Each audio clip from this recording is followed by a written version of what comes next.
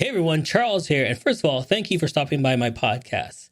If this show inspires you, makes you think, or gives you that courage to jump into action, please help by donating to this show. Click the link in the description and donate. Your donation helps us with production and finding great guests moving forward. Thank you and enjoy. You know you should be doing something different, right? Hey, I'm talking to you. Do you believe that you have the gift for greatness or have a special talent, but don't have the courage to take that next step? Always wondering how others made it look so easy. Well, welcome to Jump, the show that will bring you special guests just like you and me. How did they get the courage to jump into greatness, doing what they love and living the good life? So get ready to jump with your host, Charles Matthews Jr. Yes. Thank you for coming to another great show. If this is your first time here, thank you for joining us. This show is all about getting into greatness, getting to the next level and jump forward. What are you waiting for? You know you've got it. What are you waiting for? Let's go. And you know what that thing? I never used to say that. Let's go. I got that from my son. You know, he used to play video games and I hear him yelling that all the time. I'm like, yo, where did this saying come from and all the gamers and stuff? And I was like going online and found somebody that's very interesting, how he got into it, why he got into it, and what it's done for him. So without further ado, let's welcome our special guest. Let's go.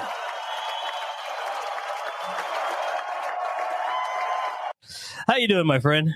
Doing great, Charles. Great to be here. I'm so glad to have you, man. My son is going to be ecstatic after he listens to my show. You know, the one show, I've done hundreds and thousands of shows, but the one show he'll actually listen to is probably because you're on it. Okay, cool. Well, that's what I like to hear. I meet a lot of professional, like the staff members at professional sporting organizations, and their kids, their eyes light up when they get to meet like the stuff that we do and they get to be a part of that stuff, and they're just like, you know, I bring him to baseball games, he's able to chill in box seats, but this is the stuff he goes crazy about. And I was just like, that's what it's all about, man. That's Hell yeah. all it is. So let's backtrack. Where are you calling in from? Yeah, so I'm from Pittsburgh. My organization overall is based on the East Coast in the city of Pittsburgh. I'm a University of Pittsburgh alumni. You know, I grew up in Bucks County on the other side, right outside of Philly. So Pennsylvania, born and raised. Nice. All right, so let's backtrack. Growing up, what did you want to become? My career shifted a lot when I was really little. You know, I think one of my first instances of kind of a career path was when I wanted to own an ice cream truck.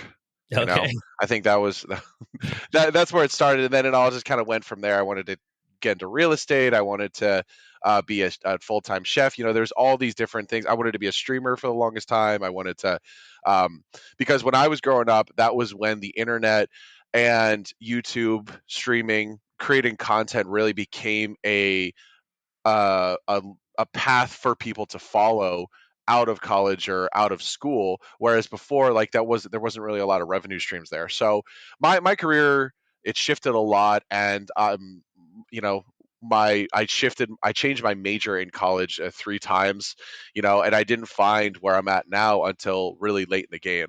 So in keeping with the theme of this podcast, you know, it's literally never too late to find what you're truly passionate about. And sometimes you don't know until you look. And in this case, I did a really good deep dive and found a career that I truly enjoy. So then what were you in? What job were you in? And then you just said, this is not for me. I got to get out. Yeah. So where I was at, I was in international business. And here's the thing for everybody at home who, if you're going into university, you have to pair global business or international business with something. And they didn't tell me that. And I didn't understand that. And so then I shifted over to marketing and digital media because I thought I was going to do a lot more video. And that's when I kind of found like the tech side. So I ended up going into an internship with CDWG, which is a larger tech provider for like a lot of different universities and different offices. And then they were making a big push into selling esports equipment to colleges.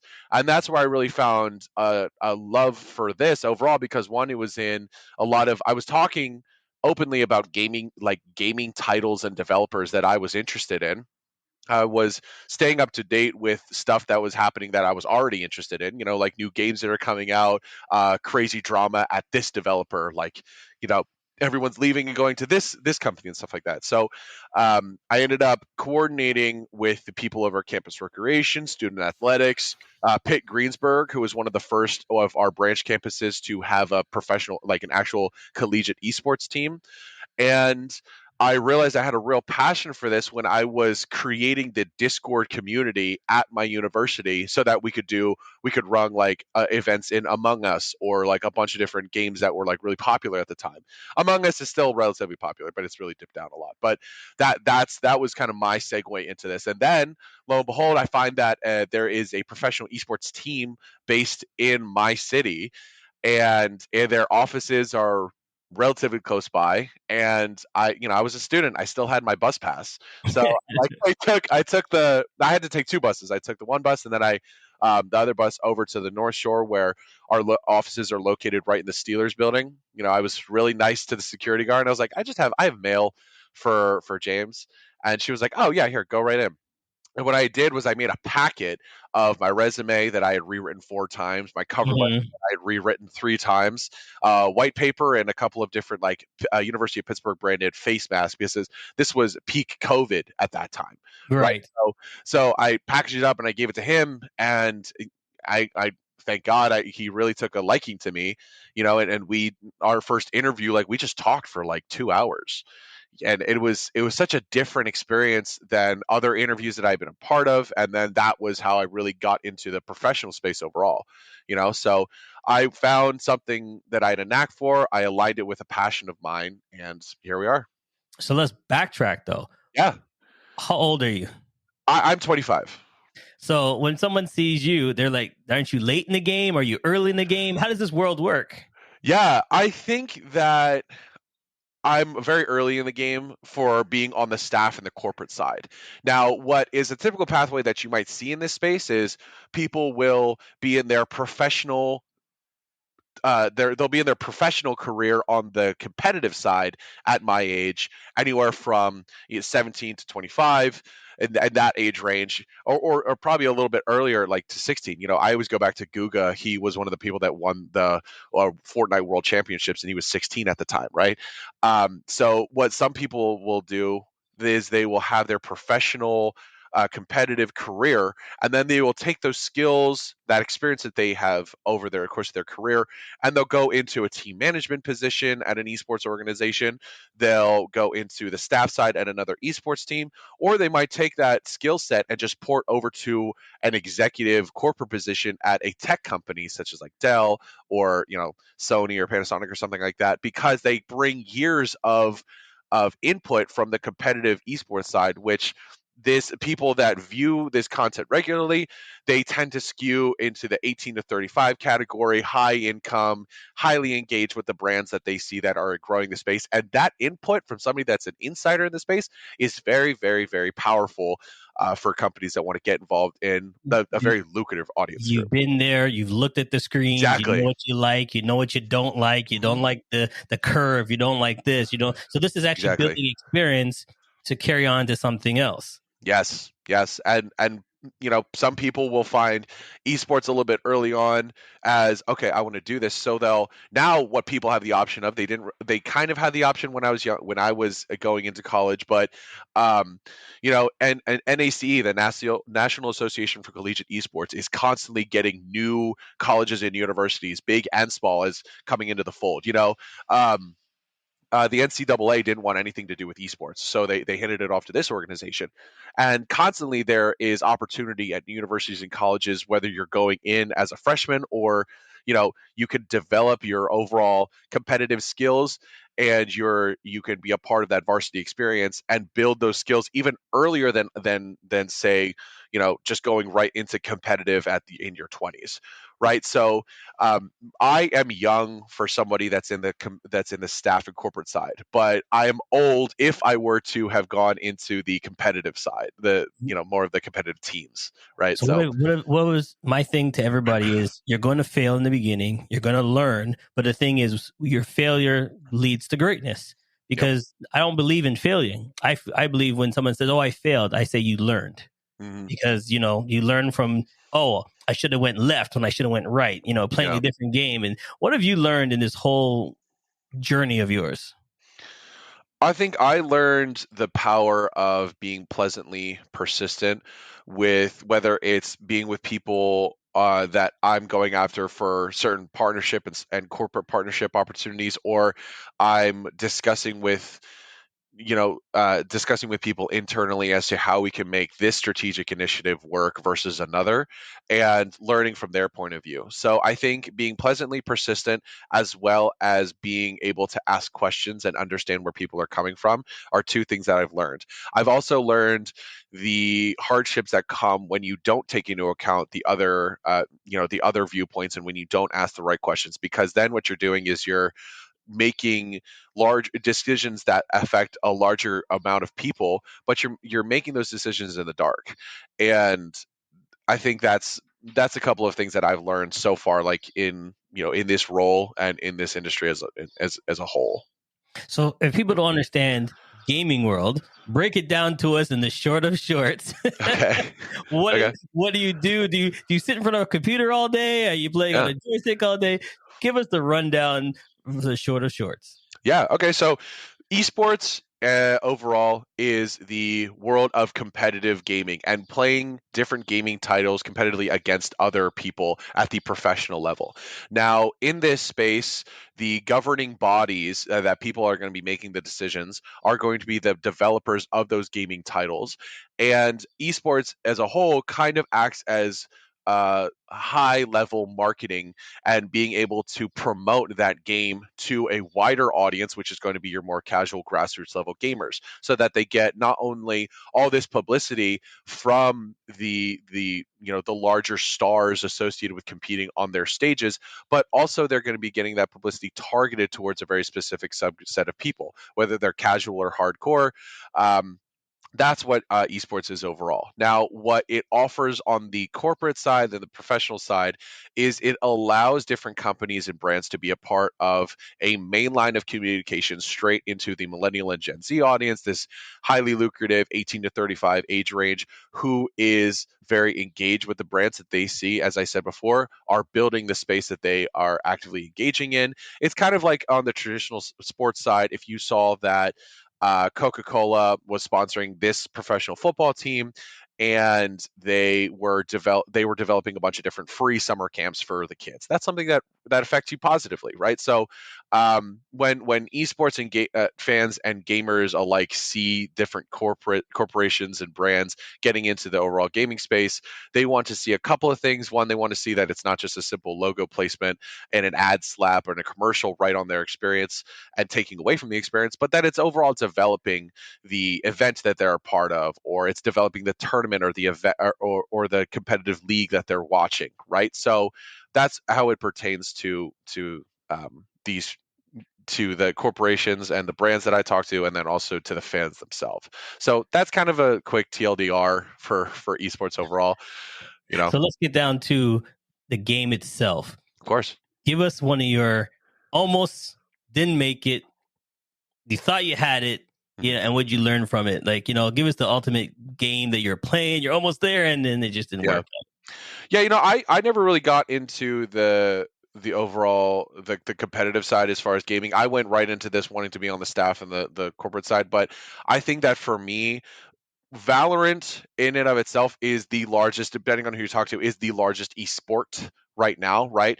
Esports in general, like as a team, we have a competitive roster of 4 separate teams and 4 separate gaming titles, right? So it's as if one organization owns a football team, a soccer team, a hockey team. That's kind of how I put it into terms. And Valorant it's a little bit tough. Like it was hard for me to get through the tutorial just because I'm not naturally a PC gamer and it is a PC based game. I'm not even going to get into the whole console wars part. We don't have to. We can if we want to.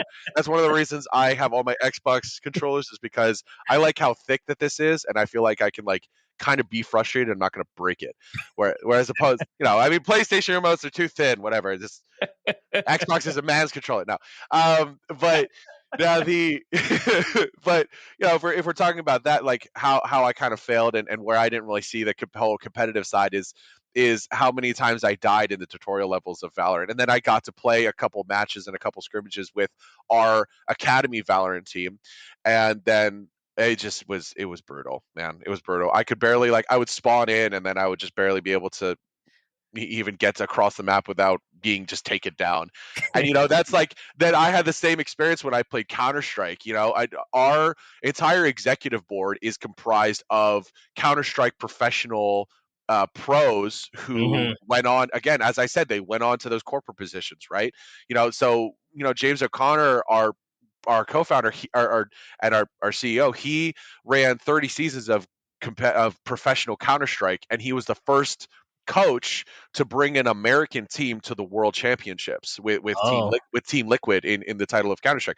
So I would play with some of our guys, and I'm just like, these guys are on a different level. It's kind of like when it's just like when you hear in football when the guys who were the stars at their university go on to professional tryouts, and it's a different world. Faster, bigger, stronger, moving faster. Exactly. So that's probably been like a little bit of my story of failures in overall like the gaming side. That's why I've kind of opted in for single player games like, I don't know, like the Far Cry's and Skyrims of the world. So all right, that's how I'm different than a lot of these guys. Let's have some fun. Here we go. It's now time for rapid fire. 2 minutes on the clock. I'm going to throw some questions at you. You can elaborate, but remember, you got 2 minutes to get through all the questions. Here's the thing, though. You get to choose your destiny. You get to choose A, B, C, or D, and those are the questions I'm going to ask you. So which ones would you like? A, B, C, or D? B. B. All right. 2 minutes starts on the clock when I ask you the first question. What advice would you give someone getting into the same industry as yours? Utilize Eventbrite and Reddit to start running your own gaming events and promote it on and post it on Eventbrite, promote it on Reddit in your own geographic location, and utilize social media to meet more gamers in your area and to overall develop the following in that area. What scares you?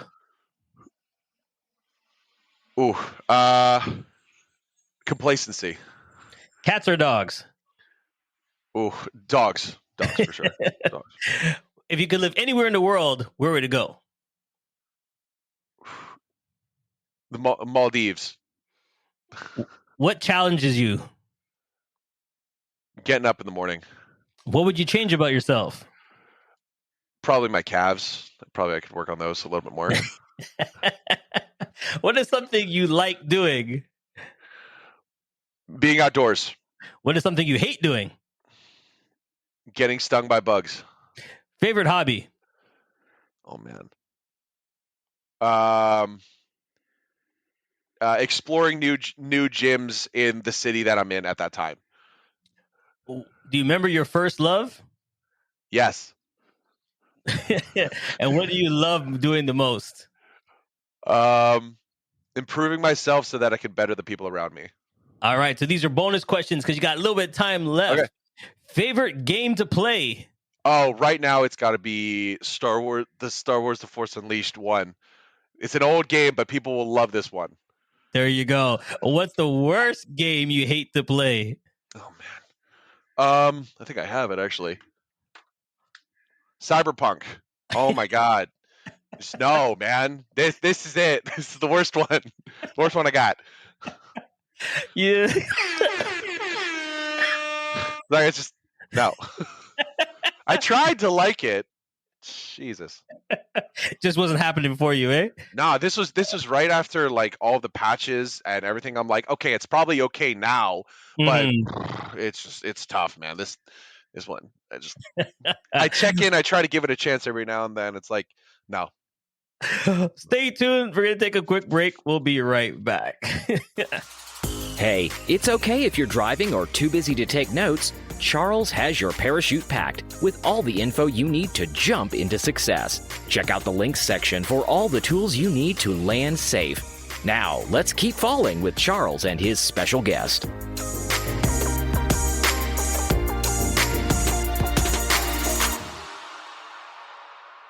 We are back live here. Now, let me ask you a question. What do they call you in the gaming world? One of the staff junkies that they don't really care about. No, I'm just totally kidding. No, I'm despite the fact that everybody at the company gets a jersey, I'm one of the staff and I'm one of the behind the scenes people. My official title is a corporate partnerships manager. So, whenever I hand out these super cool, thick business cards, that's what people are going to see. So what do they call you, Mr. Brown? Did they give you like a code name? Like what do they call you? Yeah, my code name is PK Liam, just Pittsburgh Knights Liam, or Flaming Duck. Okay, Flaming Duck is just flame. Yeah, no, there's just very few. Yeah, I know. So here's the thing: the Flaming Duck thing comes from like I was on Discord and for the long so we as a company, we're a gaming organization. Of course, we're going to use a gaming specific communication vector to for our day to day. And in Discord, my original title was Liam, the Esports manager, because that was my original title, like in senior year of school, and I was just like, yeah, this is me. But then I'm actually meeting people on the competitive management side, and I'm meeting people on like the executive level at these like different esports organizations, and I'm just like, it just doesn't feel right. And then like I saw a duck at the park, and I was just like, that's it, man. I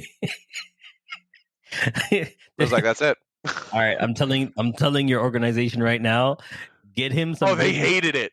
They hated it. Oh my god, I changed it on like a Wednesday evening. Like nothing. Like I didn't even go into the week like, hey guys, like no, I just changed it. So all of the group chats I was a part of, like they needed stuff. They needed stuff from me like the next day. Right. And like I was just sending it out, and they're like, who is this dude? Because I had also changed my profile picture in it. I didn't have a profile picture before. I changed it to.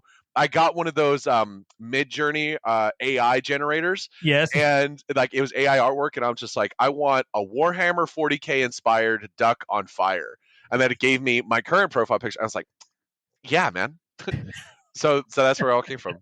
All right. So right now we have, before we even get any further, tell everybody your handle so they can go see this logo of yours. Now, if you guys could find me on Discord as Flaming Duck, but like my handle on like my Instagram, which I'm most active, it's just PK Liam1. I'll post a lot of Sigma grind set gym stuff, and then I'll also post esports stuff. And then if you go on the night socials, you can see that I'm in some of our old videos and stuff like that. Being in front of the camera isn't like my strong suit when we do like sketches and stuff, but like, well, it's like normal like this. Like I usually have a handle on like my words, at least. Jesus. Loving it. Okay. So I love what you said in the beginning. If you're trying to get into this business, trying to get into game, you got to market yourself. Yeah. You said, put some stuff together. Hey, explain to everybody that people won't just find you. You have to build your brand and get it out there. Explain to all the young guys out there that think, oh, I'm just the greatest thing out here. They'll just find me. You got to work at it. Yeah, and I love that. I love that confidence. It's like I already have this skill set, and I am the greatest. Great, tell me, show me. Like develop a brand around yourself, or showcase to me examples of how you are the greatest. When we go on the competitive recruitment side, we look at a couple of things like your overall social following, your skill at the gaming title, your personality in interviews, and then on the staff side, we want to make sure that you have experience. If you don't have experience in gaming, what kind of other pertinent skill sets do you have to the role in question, right? So I would say, like, as far as building up yourself and your overall brand and your skill set, take inventory of like what you know how to do.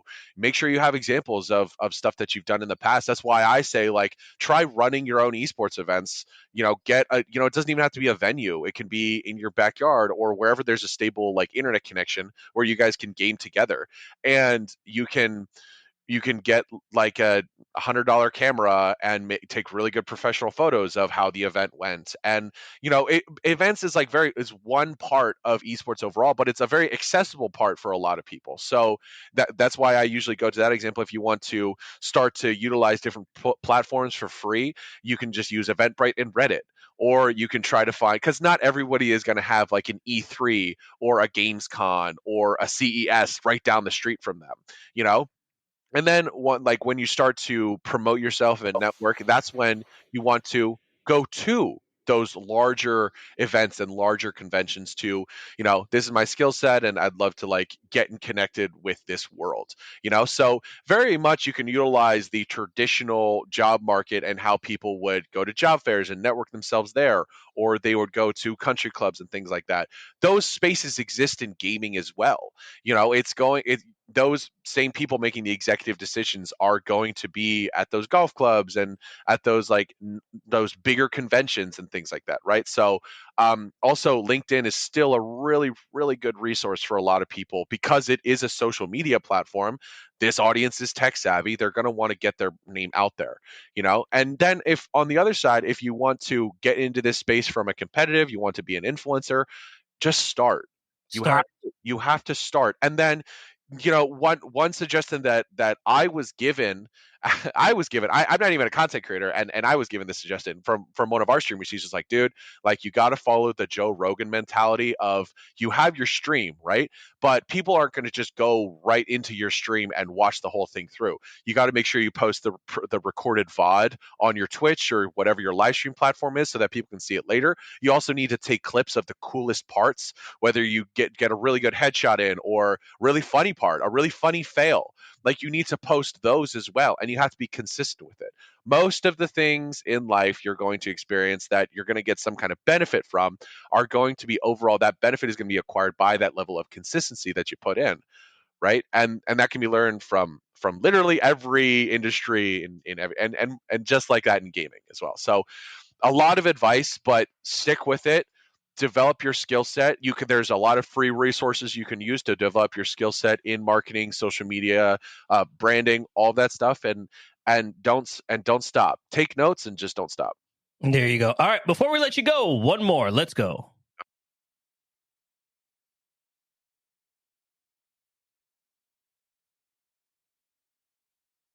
It's now time for pick three. Before we let you go, you get to ask yourself the last three questions. That's right. You get to ask yourself the last three questions. So give me numbers between 1 and 13. And those are the questions I'm going to ask you. 1 and 13. Okay. 6. 2 more. 12 and 9. 6, 12, and 9. 6. Who are the 3 people most influential in your life? Okay. It's got to be. All right. My dad. Okay. My dad, Jay Cutler, and Hani Rambod. Okay, dad, I get. Who are the other 2? So Jay Cutler was 4-time Mr. Olympia. And Okay. what he did was he was one of the first bodybuilders besides Arnold Schwarzenegger to really bring together the money side and the overall developing the brand side to a public figure that is seen as a pariah in the overall landscape of athletics, right? So he took his overall branding as a bodybuilder and developed it out to a brand, because there's a lot of guys that experience the champion level of athletics, but when they retire, they don't put a cushion there for themselves. There's no money coming in. Exactly. And then Hani Rambod is the best bodybuilding trainer in the world, and he's coached over 20 different Mr. Olympias. And what I like about him is he blended the science and the science and the overall intensity from the just traditional work hard mentality, and he also has studies to back up his approach. And he developed a system called FST7, which stands for fascia stretch training, which the fascia are the harder shell to the outside of the muscle fibers. And that is a very, very different approach to just fitness in general. Exactly. All right. The next question, I'm going to switch it a little bit on you. Okay. It says, what are the 3 movies you would recommend to your audience? So I'm going to switch it on you. What is the 1 movie you would recommend and 2 games you would recommend to my audience? Okay. So 1 movie. Oh, man. All right. 1 movie that I'd recommend, it's got to be Last Samurai. That's like Tom Cruise's best performance, man. And also, like, I'm an esports and gaming. I'm a low key weeb, so people understand. So Last Samurai, and then 2 games that I'd recommend. 1, if you're just going to be going for the overall just the single player approach, Vanquish, which is It's like an older game from the same studios that made Bayonetta and like Metal Gear Solid. And then if you're going to be going for a more of a multiplayer approach, this is a little bit weird. Star Wars: The Old Republic. It's free to play. Really, really good MMORPG for anybody that's just looking to get a little social, get a little funky with like Star Wars. So a lot of fun. A lot of fun. All right. So the last question, we kind of touched on it already. So I'm going to reverse it. I'm going to give you a different question. Okay. Question that I want to know is, if you could follow anybody for one day, be a fly on the wall, past or present, who would you follow and why? It's got to be Alexander the Great. It's got to be, because you've got somebody who had such unbridled sense of positivity and self-idolization to the point where he believed in himself and in his heart of hearts that he could do anything. So he went out and did everything. So he went on to, and nobody could really encompass his level of success just in conquering different regions and just his overall like strategic mind. And I'd probably like to see him towards the end, because if I saw him when he was younger and he was winning battles, I'd probably feel too bad about myself. Just I'm like, wow, you're at the age of 16 and you're already like doing all this. Okay, cool. But so it's got to be that. It's got to be Alexander the Great. All right. Listen, my friend, this has been fun. I appreciate your time coming on and teaching us little things. But before we let you go, I'm going to sneak one more in it. If you could talk to parents about their kids being on the games. Oh, man. Always being on it. What's the one quick thing you'd tell parents? They're like, you're always on the game. You're never going to do anything with the game. You're always on the game. Go study a book. What would you tell parents? I would tell parents a few short things. One, make sure that you're facilitating the positive habits surrounding the game. Make sure their sleep is dialed in. Make sure their nutrition is dialed in. Make sure that they have some level of physical activity to balance it out. Now, after that, what I would say is make sure they're playing a relevant title, so that if they were to stream, and they can develop the skills in overall streaming, and they can better create a brand around themselves, so that they can go into a more lucrative side of gaming, of esports overall. And then finally, what I would say is, make sure that you watch who they're connecting with online, and just make sure that overall safety is in place. So and make sure that they understand that where you're coming from. There's too many parents that will have what sounds like a closed-minded mentality, but they're doing it out of love, right? So make sure you follow those, and I think that those are the best steps to follow in this newer generation of, get off the game, but it could be something, but I don't know, like that's what I would say to parents. Listen, buddy, this has been fun. I'm so excited to get this out there for all of us to listen to. Thank you so much for taking the time, my friend. Of course, Charles. Thank you so much. All right, everybody. What are you waiting for? It's time to pick up that controller, jump into action, and as they say, let's go! We'll see you next time. Thank you for listening. If you liked the show or have a comment, we would love to hear from you. Join our mailing list, and as always, check out our special deals links below. I hope this has inspired you to look at your life and jump. See you next week.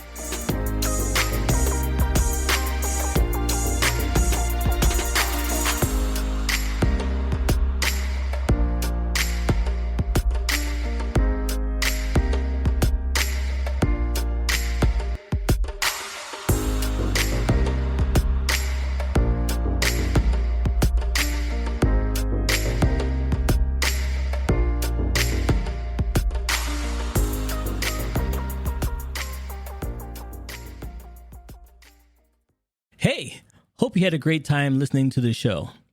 If you think I did a great job, please buy me a coffee. I still got a lot of work to do. We would love to hear from you, your feedback, so please click the link and leave us a review. You can help us grow by following us on all social media platforms and sharing this link. Once again, it's time for you to jump. Success is waiting.